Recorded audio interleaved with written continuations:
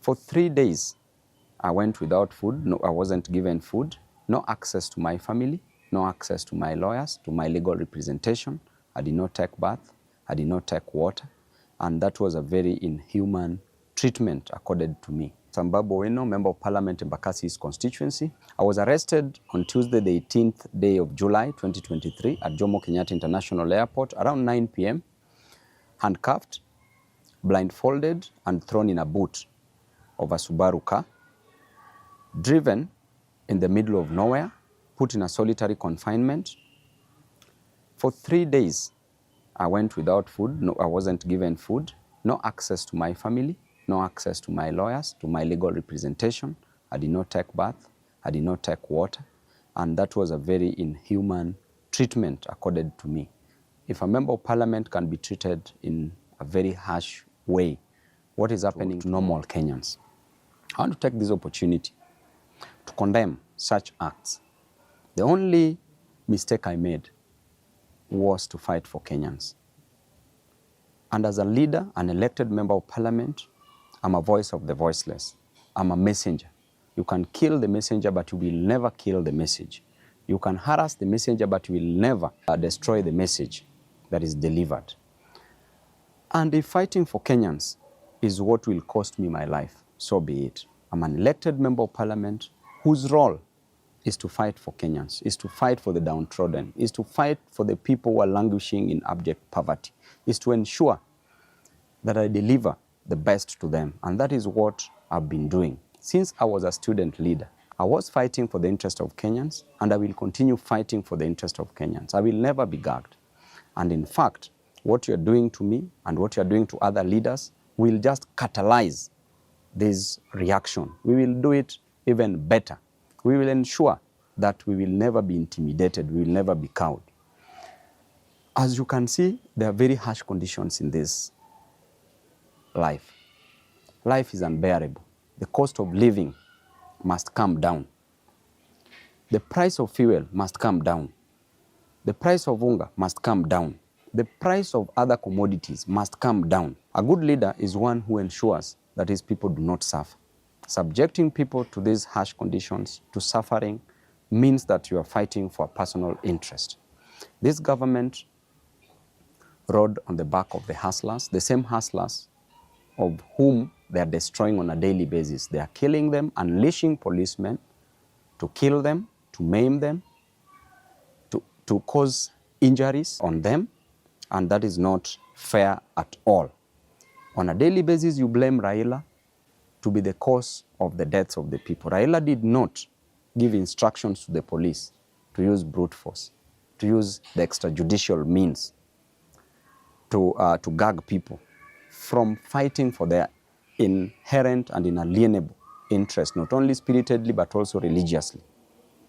Never blame Raila on this, because Raila is not in government. Raila did not take the price of hunger to the ceiling. Raila has not raised the cost of living. You as President Ruto, you as Rigathi Gachagua, what you are doing to the people is to deny them their fundamental human rights. In addition to that, you are killing them. You are destroying them. These hustlers, what will you tell them in 2027? How will you explain to them that you are the same person who used to fight for their interest, that you are the same person who condemned the extrajudicial killings? How will you explain to these hustlers?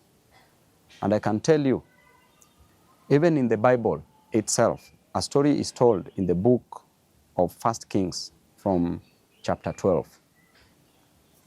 When King Solomon had passed on, because King Solomon passed on after increasing taxes, there was heavy burden on the people. And after he passed on, his son, Rehoboam, took over. People went to Rehoboam as the new king and requested that the burden be lifted from their shoulders, that the cost of living to go down. And I invite you as Ruto to read this book, because it will teach you a lot. When people talked to Rehoboam to reduce the cost of living, he told them that he would go and consult the people who had worked with his father, the elders. When he went to the elders told him to listen to the voice of the voiceless, to listen to his people and reduce the cost of living. He further went to the young men whom he grew up with, his age mates, who advised him that he should be harsh on the people. He went back to the people, told the people that I have a solution for the heavy burdens on your shoulder, and the solution is simple. That number one, my little finger is thicker than my father's waist. That is what Rehoboam told the people. Number two, he said, if my father used whips on you, I will unleash scorpions on you. The third thing that Rehoboam told the people is that if there is heavy burden on you, I will make it heavier. This made people to rebel. Because of the harsh treatment of the people, it led to the 12 tribes being divided into two kingdoms.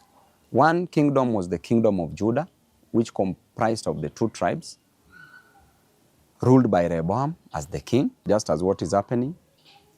And the other 10 tribes rebelled, and they formed the kingdom of Israel that was ruled by Jeroboam. And I can assure you that if you impose heavy taxes on your people, you are meant to go down. You will go down. It doesn't matter who is the messenger. You can destroy the messengers, but the message is clear that you will go down. You may be advised by the fools around you, as we always know, and a leader is known by the people surrounding him. If you are surrounded by the 4 fools, you become the 5th fool. If you're surrounded by 4 wise men, you become the 5th wise man. But as things are clear, in black and white, you are surrounded by fools. I can clearly tell you that Kenya, where it is headed, just like in the Bible, will go down because of the heavy cost of living you're imposing on the people. Because of the high cost of living, because people lack a lot in life, you are rushing to build for people houses. People don't need houses. People just need food.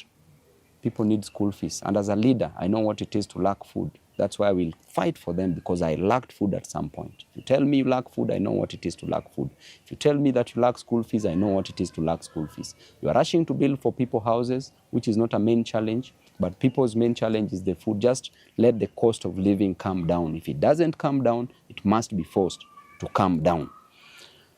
Lastly, I would like to advise Rachel Ruto and Bishop Dorcas Gachagua that you don't need to pray for Kenya. You don't need to pray for people. Pray for your husbands. The problem is in your house. The problem is not outside the door. You are living with the problem. Don't cast the demons. Look near you. You will see them. We will continue fighting, and to Kenyans, we will always fight for you.